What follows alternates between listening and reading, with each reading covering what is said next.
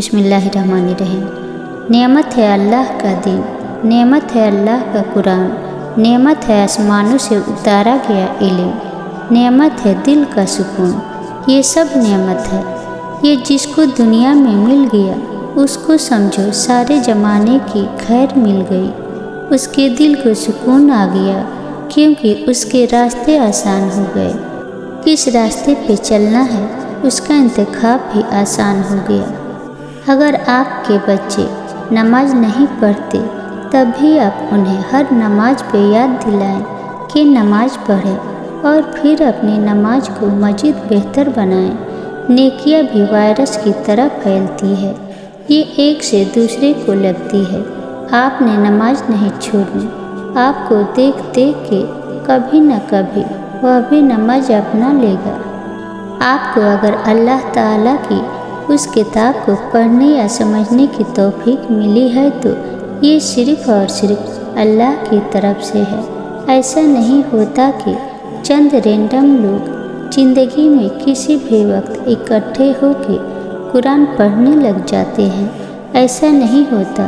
آپ کے دل پہ قرآن صرف اللہ تعالیٰ اتارتا ہے، یہ کتاب اللہ کی طرف سے آئی ہے، اس لیے آپ نے اس کو بہت سیریس ہو کے پڑھنا ہے، اس کا ہر حکم ماننا ہے، اس کا ادب کرنا ہے اور اس میں اپنا وقت انویسٹ کرنا ہے۔ جو سننا ہے اس پہ سر جھکا دینا ہے، جو حلال ہے اس کو لے لینا ہے، جو حرام ہے اس کو چھوڑ دینا ہے، چاہے کتنا ہی مشکل کیوں نہ ہو۔ اللہ تعالیٰ نے اگر آپ کو اس کتاب کے لیے چنا ہے تو آپ نے اس کتاب کی خدمت بھی کرنی ہے۔ آپ کے ارد گرد کے انسان اس وقت تکلیف میں ہے، آپ کسی کو بھی دیکھ لے، ہر شخص جو قرآن سے دور ہے وہ کسی نہ کسی اندھیرے میں گھرا ہے، سب پریشان ہیں، سب کو مدد چاہیے، اور جو قرآن کے قریب ہے ان کو پھر بھی مدد مل جاتی ہے، لیکن جو دور ہے ان کو آپ نے اکیلا نہیں چھوڑنا۔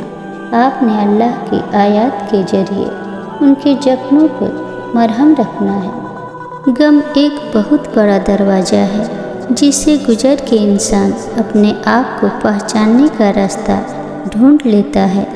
غم کو برا مت سمجھے، غم ملے گا تو دل ٹوٹے گا، دل ٹوٹے گا تو اندر روشنی داخل ہوگی۔ روشنی کو دل میں جانے کے لیے اور آنکھ کا پردہ ہٹنے کے لیے دل کو تھوڑا غم ملنا ضروری ہے۔ کچھ لوگ واپس نہیں مل سکتے ہوتے، ان کے لیے دعا کی جا سکتی ہے، لیکن وہ لمحہ جب آپ سے چھین لی جائے اس لمحے میں صبر کرنا ہوتا ہے، اس لمحے میں سر جھکانا ہوتا ہے۔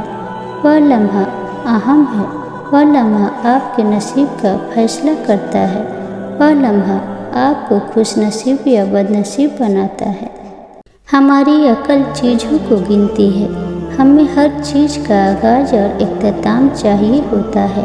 کوئی نعمت ملتی ہے تو سوچتے ہیں کہ یہ ختم نہ ہو جائے یا یہ کب تک چلے گی۔ ہم ہر وقت فیوچر پلان کرتے رہتے ہیں کیونکہ ہماری نظر میں ہر شے کی ایک ایکسپائری ڈیٹ ہوتی ہے۔ اس میں ہمارا قصور نہیں ہے، یہ ہمارا پروگرام ہے جو ذہن میں فٹ کیا گیا ہے، کیونکہ ہماری عقل اتنا ہی احاطہ کر سکتی ہے، وہ لامحدود اور لا تعداد کو گھیراؤ نہیں کر سکتی۔ جو اس کی سمجھ سے باہر ہو اس سے وہ خوف کھاتی ہے۔ نماز عبادتوں میں بہترین عبادت ہے، یہ عبادت کی سب سے اعلیٰ قسم ہے، اس کو نہیں چھوڑنا۔ سردی ہو یا گرمی، سفر ہو یا حضر ہو، ہم نے اپنی نماز کو تھامے رکھنا ہے جیسے وہ کسی کا امانت کے طور پر دیا گیا ہیرا ہو۔ اس کو کھونا نہیں ہے ورنہ نتائج اچھے نہیں ہوں گے۔ جو شکر کرتا ہے اس کو زیادہ دیا جاتا ہے، جو مسئلے حل کرنے پہ شکر کرے گا اس کے مزید مسئلے حل ہوں گے، جو چھوٹے مسئلے حل ہونے پر شکر کرے گا اس کے بڑے مسئلے حل ہوں گے، جو پرانے مسئلے حل ہونے پر شکر کرے گا اس کے نئے مسئلے حل ہوں گے، اور جو ناشکری کرتا ہے یعنی شکر نہیں کرتا، اللہ اس سے بے پرواہ ہو جاتا ہے اور اس کی نعمت کو زوال آ جاتا ہے۔ یعنی اگر وہ مسئلے حل ہونے پہ شکر نہیں کرے گا تو مسئلوں کا انبار لگ جاتا ہے۔ اگر آپ اپنے خوف اور خدشات میں الجھے رہیں گے تو وہ کون کرے گا جو آپ کو کرنا تھا؟ اور کیا کرنا تھا آپ کو؟ اپنے رب کی عبادت اور اس کے بنائے گئے انسانوں کی خدمت۔ کیا آپ اپنے مسئلے اس رب کے حوالے کر کے ان دونوں کاموں پر فوکس کر سکتے ہیں؟ جو بھی کرنے جا رہے ہیں اللہ پہ بھروسہ کر کے اس کو شروع کر دیں۔ نئے کام میں ہمیشہ دو لوگوں سے مشورہ کیا جاتا ہے، ایک وہ جس نے اس کام کو کیا ہو اور فائدہ اٹھایا ہو، دوسرا وہ جس نے وہ کام کر کے نقصان اٹھایا ہو۔ دونوں سے سیکھا جاتا ہے۔ اور جب بھی اللہ کے بھروسے کچھ شروع کریں لوگوں سے مشورہ کیا کریں۔ جیسے رشتوں کے معاملے میں لوگ جب کوئی بات ڈھکے چھپے الفاظ میں کہتے ہیں تو وہ غلط نہیں ہوتی، یہ ریڈ فلیگز ہوتے ہیں جو اللہ دکھاتا ہے۔ سرخ جھنڈے اگر آپ کو نظر آئے تو رک جائیں۔ جب ہم رات کو رونے کے بعد اللہ سے ہزاروں شکوے کرنے کے بعد غافل ہو رہے ہوتے ہیں تو صبح کا سورج طلوع ہوتا ہے۔ ہر صبح وہ ہمیں قدرت کا پیغام دیتا ہے کہ اندھیرے چھٹ جایا کرتے ہیں، ہر رات کے بعد روشنی ضرور آتی ہے۔ جس دن بہت حبس ہو تو اس کے بعد آندھی اور بارش آ جاتی ہے، وہ بھی اللہ کی نشانی ہے کہ شدید کٹھن کے بعد اللہ اپنی رحمت ضرور بھیجتا ہے۔ اپنا رول آپ نے نبھاتے رہنا ہے، اپنے رشتہ داروں گھر والوں کی باتوں پہ ہٹ ہو کے ان کا خیال رکھنا نہیں چھوڑنا۔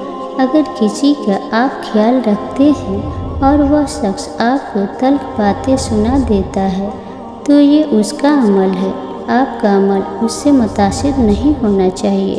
آپ کو ناراض ہونے کا حق ہے اور افسردہ ہونے کا بھی، لیکن آپ نے اپنی جاب نہیں چھوڑنی۔ جو چیز ہم اللہ کے لیے کرتے ہیں اس کا بدلہ ہمیں اللہ ہی دے گا، لوگ نہیں دے سکتے۔ لوگوں کے پلے ہی کیا ہے، اس لیے ہمیں لوگوں کی وجہ سے اپنی ڈائریکشن نہیں بدلنی۔ کیا آپ بھی سمجھتے ہیں کہ ہاں کچھ عرصے بعد میں یہ گناہ چھوڑ دوں گا، لیکن ایسا نہیں ہوگا۔ اگر ابھی نہیں تو کبھی نہیں، کیونکہ اس وقت جب آپ قرآن کلاس اور تسبیح کی آسائش کا حصہ ہیں، اگر اس وقت نہیں چھوڑیں گے تو بعد میں بھی وہ بری عادت نہیں چھوٹے گی۔ اسے اس وقت چھوڑنا ہے، آج سے، ابھی سے۔ اور اگر ایسا نہیں کریں گے تو کیا ہوگا؟ ہم ان لوگوں جیسے بن جائیں گے جن کو کتاب دی گئی لیکن ان پہ مدت طویل ہو گئی اور ان کے دل سخت ہو گئے، اور ان میں سے اکثر نافرمان تھے۔ یہ لوگ کون ہیں؟ یہ صرف یہود اور عیسائی نہیں ہیں، یہ وہ اہل ایمان ہمارے جیسے مسلمان بھی ہیں جن کو قرآن عطا کیا گیا، لیکن انہوں نے خود کو نہیں بدلا، انہوں نے وہ بری عادت نہیں چھوڑی، انہوں نے اپنا دل نہیں جھکایا۔ نتیجتاً قرآن ان سے لے لیا گیا اور ان کو نافرمان کی کیٹیگری میں لا کھڑا کیا گیا۔ یہ بہت ڈرنے کا مقام ہے۔ مومن وہ ہوتے ہیں جو وعدے نہیں توڑتے، جھوٹ نہیں بولتے اور فجر اور عشاء کی نمازیں نہیں چھوڑتے۔ یہ غصے میں آپے سے باہر ہو کے گالیاں نہیں نکالتے اور فحش باتیں نہ کہتے ہیں نہ پھیلاتے ہیں۔ یہ لوگوں کے پیچھے ان کی غیبتیں نہیں کرتے۔ جو یہ سامنے ہوتے ہیں وہی یہ اندر سے ہوتے ہیں، یعنی یہ دوسرے انسانوں کے ساتھ گیم نہیں کھیلتے، ان کو اپنے مقصد کے لیے گھماتے نہیں ہیں اور لمبی لمبی پلاننگ نہیں کرتے۔ ہم میں سے کتنے لوگ ہیں جو تسبیح کے بغیر ایک طویل عمر گزار چکے ہیں، جن کے پاس کوئی ایسی تسبیحات نہیں ہیں جو وہ روزمرہ میں پڑھتے ہوں، رمضان کے سوا یا شدید مسئلوں میں وظیفوں کے سوا انہوں نے کچھ پڑھا ہو۔ اور کیا انہیں اپنی زندگی میں اس شے کی کمی محسوس ہوتی ہے؟ کیا کبھی ہوئی؟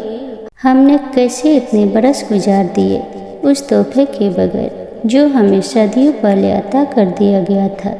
کتنی بڑی نعمت ہے کہ اللہ کے رسول صلی اللہ علیہ وسلم نے ہمیں تسبیح کرنا سکھائی تھی۔ مسنون تسبیحات لے لیں یا قرآن کی آیات جو تسبیحات کی اہمیت پر زور دیتی ہے۔